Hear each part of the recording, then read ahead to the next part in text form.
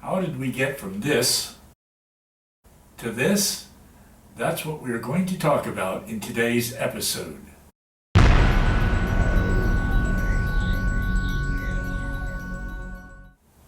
Hi, I'm Roy Smith.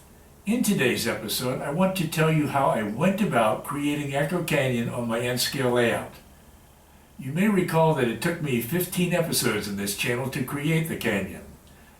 And now you see it in its current form beside me right here. We share the hobby of model railroading on this channel, so if you're new here and if you like to share the hobby, I encourage you to go ahead and click on that subscribe button and hit the little bell icon so that you don't miss any of the upcoming episodes. I also want you to watch this episode to the very end because I'm going to announce some important changes to the track plan of my layout. I'm very excited about those changes. For nearly 4 years, the Echo Canyon area of my layout consisted of plywood and track. And for a long time, many of you urged me to get going with it. Well, last July, I finally did. From the get-go, I wanted to replicate the prototype, which is located in northeastern Utah, as closely as I could in my very limited space. I wanted to capture the feel of the 25-mile-long canyon. Union Pacific tracks run through the canyon as part of the UP's Evanston Subdivision, which stretches 175 miles from Green River, Wyoming to Ogden, Utah. But I wanted to do more than just replicate the spectacular scenery of the prototype. I also wanted Echo Canyon to become the most popular railfan spot on my layout, just as it is on the prototype. The fact is, it was Echo Canyon that brought me back to model railroading 5 years ago. I had been out of the hobby for nearly 30 years, since the mid-1980s. What happened was this. Back in 2014, I accidentally stumbled upon some photos of Echo Canyon on the internet, and that's all it took to bring me back to the hobby. So, let me show you how I created Echo Canyon in those 15 episodes.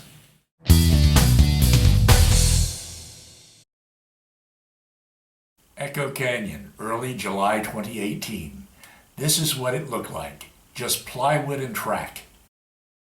In episode 1 of the 15-part series, I showed you how I began to create the cliffs of Echo Canyon out of a layered block of white styrofoam.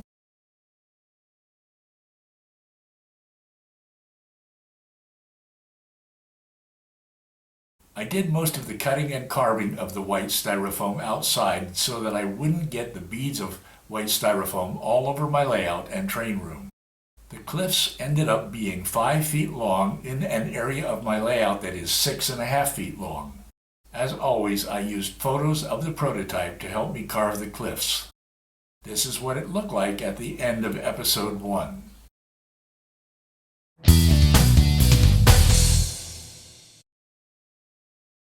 In episode 2, I created Echo Canyon Road. To make the road, I first had to carve away some of the scree at the bottom of the cliffs to make space for the road. When I began the Echo Canyon project, I wasn't planning to include the road, but some of you urged me to add it because it is an important feature in the scene. I used Woodland Scenic's inclines as a base for the road, and I paved the road with spackling paste. On the prototype, the road is mostly used by local ranchers, but railfans love the road because it closely parallels the tracks through Echo Canyon. Initially, I installed a retaining wall using cork roadbed in the narrow space between the road and the tracks, but I wasn't happy with it. So, as you will see in episode 5, I widened this part of the layout by 2 inches and replaced the retaining wall with a slope, just like the slope on the prototype.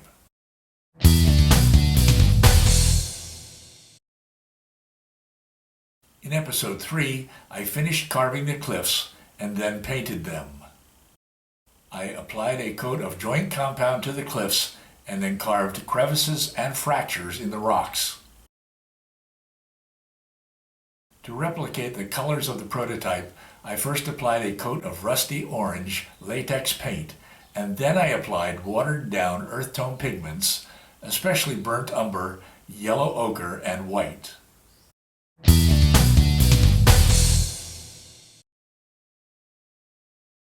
In episode 4, I planted vegetation on the canyon cliffs. This brought the canyon to life. I planted the kind of vegetation that grows in the semi-arid conditions of the canyon, especially shrubs and small trees, and mostly in the crevices of the cliffs, on the scree at the bottom of the cliffs, on some of the ledges, and on the crest at the top of the cliffs. Once again, I used photos of the prototype to try to match the vegetation growing on the cliffs of Echo Canyon in Utah.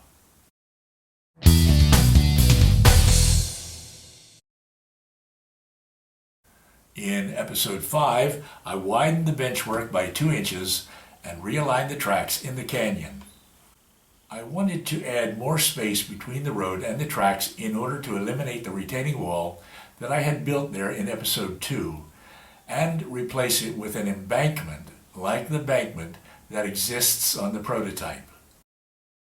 These 2 additional inches of benchwork also allowed me to replace the existing single track sections on the curve with Cato super elevated double track having a much wider radius.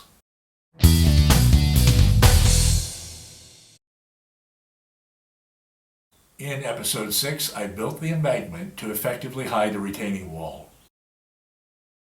I used white styrofoam again to build the embankment. At the same time, I put together Emery Bridge, which takes Echo Canyon Road over the Union Pacific tracks where it joins up with Interstate 80. I shaped the slope and covered it with spackling paste in preparation for painting.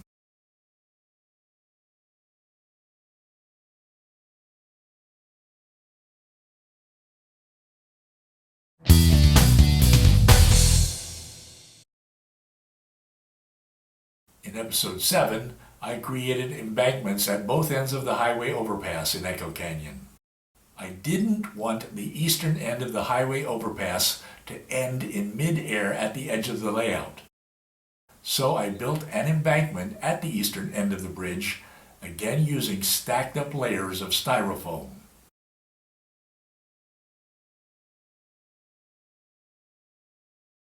I subsequently carved the styrofoam and covered it with spackling paste, into which I carved rock formations. I also installed cork roadbed as fascia on the back of the eastern embankment.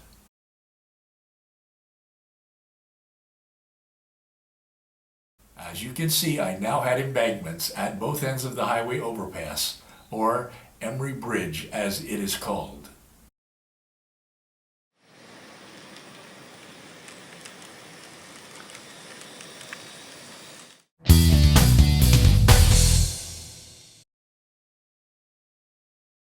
In episode 8, I began to create Echo Creek.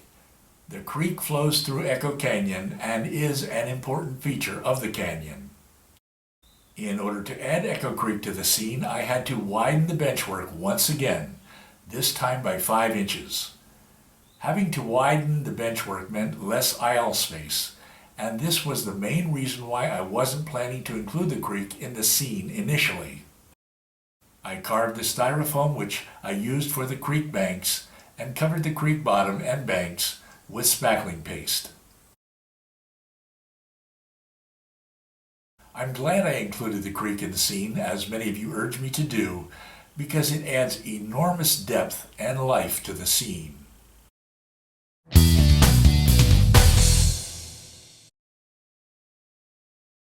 In episode 9, I put Woodland Scenic's deep pour murky water into Echo Creek. First, though, I had to prepare the creek for the deep pour water. I began by painting the creek bottom and banks.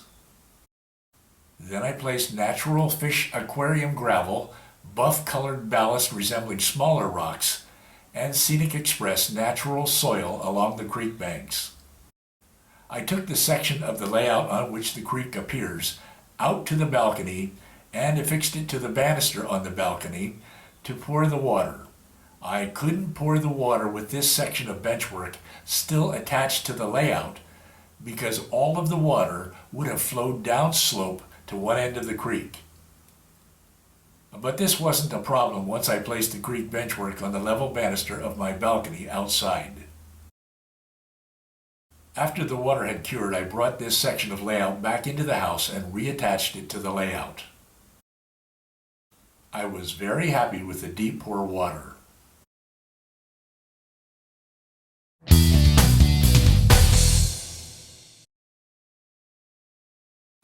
In episode 10, I applied Woodland Scenic's water ripples to the water in the creek.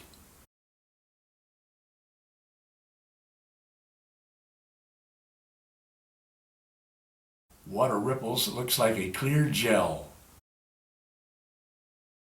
I dabbed it on with an artist's brush. As I applied water ripples, my main concern was that it might obscure the underwater features or that it might reduce the shine of the water. So I applied the ripples in limited amounts around the rocks and along the edges of the creek or where the meandering creek changes course. This is where you would expect to see ripples in a real creek. At first, the ripples were difficult to see depending on room light and angle of view. While waiting for the ripples to set up, I painted the embankment along Echo Canyon Road, which I created in episode 6.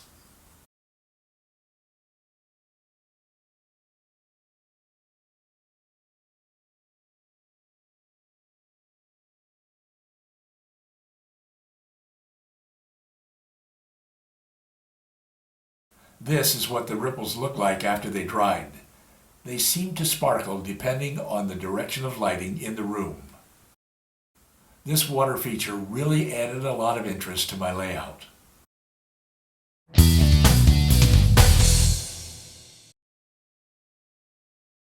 In episode 11, I did some terrain forming on the floor of Echo Canyon. Terrain is seldom completely flat, even though it may appear that way at first glance.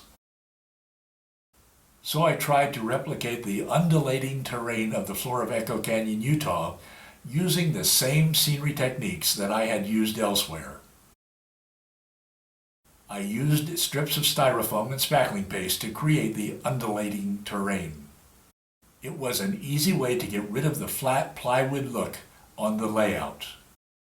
I also installed fascia on the front of the scene, again using cork roadbed.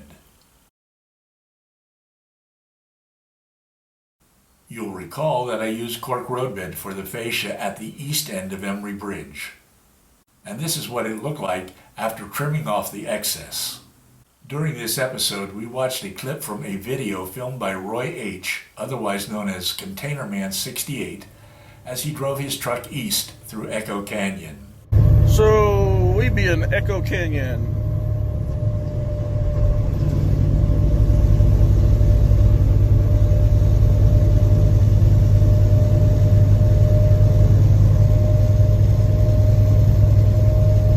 This is what Roy Smith is trying to recreate on his Evanston UP, or is it UP Evanston Subdivision?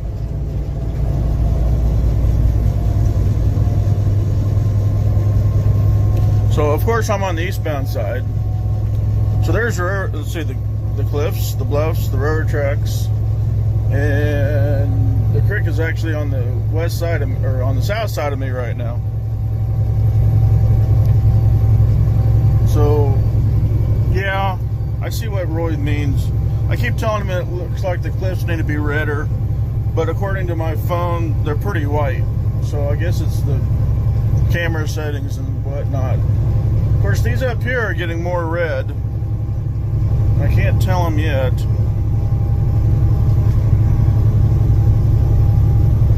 I don't like that look. We'll zoom back out. So what if I get the mirror in there, right? We all know how I record my... So we just crossed Echo Creek, and there's bluffs, and they do look more white in the video than they do in real life. I mean, me staring at them through the window, they look a lot redder. Well, maybe orange. Maybe it's orange. So I'm climbing. Can't see the railroad tracks. You can still see the bluffs. Vegetation. I think he definitely nailed the vegetation. How it looks, and it's just sporadic. And there's a little ridge line there. There's some bushes and some trees on it. We get them over here, and we'll give you a big wide shot of everything.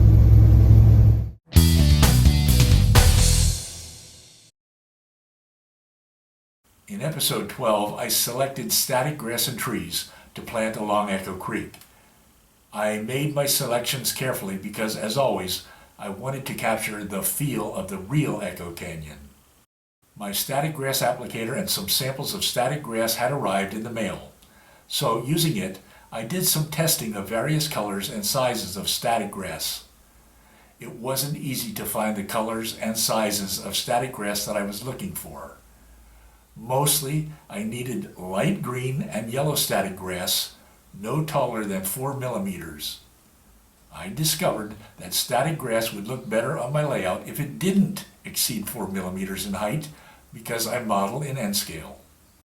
Next, I chose which trees I would use. Fortunately, I do not need a lot of trees on my layout because I am modeling an arid and semi-arid region. Along Echo Creek is one of the few places where I would need to plant trees on my layout. I was surprised to discover that I especially like tree kits that come with armatures and stretchy polyfiber material to apply over the armatures. I like their light, airy, see-through appearance. Having decided what static grass I would use, I had to wait for it to arrive in the mail.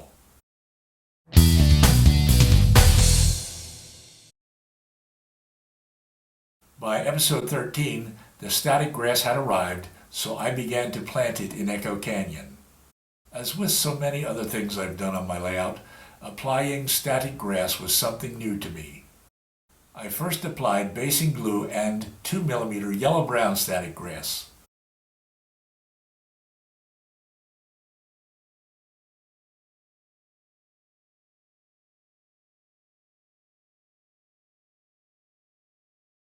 Then 2 millimeter light green grass. Then I applied 4 millimeter grass and finally a limited amount of 6 millimeter grass in certain areas of the canyon. This is how it turned out.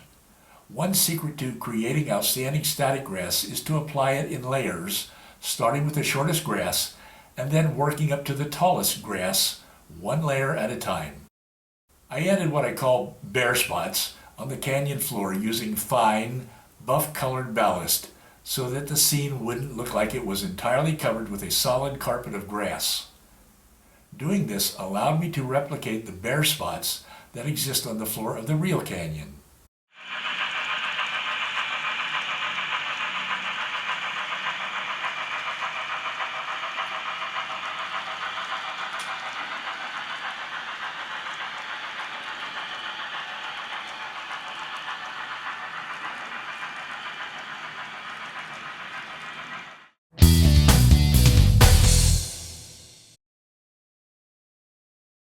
In episode 14, I began to install trackside details to the scene, beginning with road stripes on Echo Canyon Road. Next, I installed guardrails along the road after painting and weathering them. I also weathered the bridge and installed road stripes on the bridge. I still have a lot of other trackside details to add to the scene. Adding details takes a lot of time.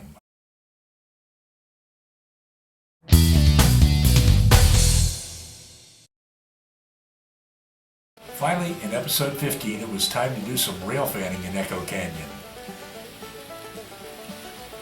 You'll recall that from the very beginning, I planned Echo Canyon to be a railfan spot on my layout, just as it is on the prototype in Utah. We got to watch a variety of trains running through the canyon.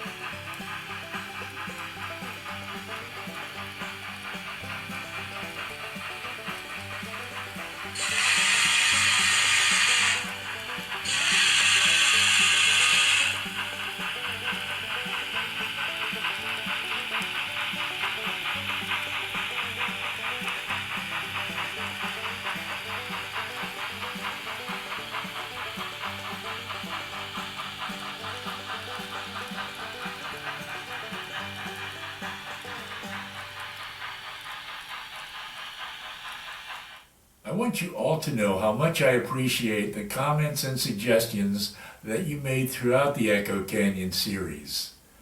You helped me to create the canyon on my layout with your comments and suggestions. And my friend Chris Perry in New Zealand sent me a bunch of trackside details, such as the utility poles that you see in the canyon. That's one of the best things about model railroading, sharing our ideas and experience with each other. Model railroaders really enjoy sharing the hobby. So if you're new here, let me continue to share the hobby with you by subscribing and hitting that little bell icon. I don't want you to miss any of the upcoming episodes in this channel. I will put a link to the Echo Canyon playlist in the description to this video down below. That way you can go back and watch any or all of the episodes just by clicking on that link. You can even get yourself a cup of coffee and have an Echo Canyon marathon. And now this breaking news. I'm planning to make some big changes in the track plan for my layout. I'm going to tell you what I plan to do and why I plan to do it in next Saturday's episode. I'm really excited about these changes to my track plan. I will be making the changes in a new series of episodes on this channel. I hope you will join me as I go about actually making the changes. Remember, I upload a new episode at 9 a.m. Eastern Time every Saturday morning. So is Echo Canyon finished? Not really. I still have more vegetation and trackside details to add to the canyon. I will keep you updated on my progress as I go. So until next time, thanks for watching and happy railroading. I'm Roy Smith, and I will see you again very soon.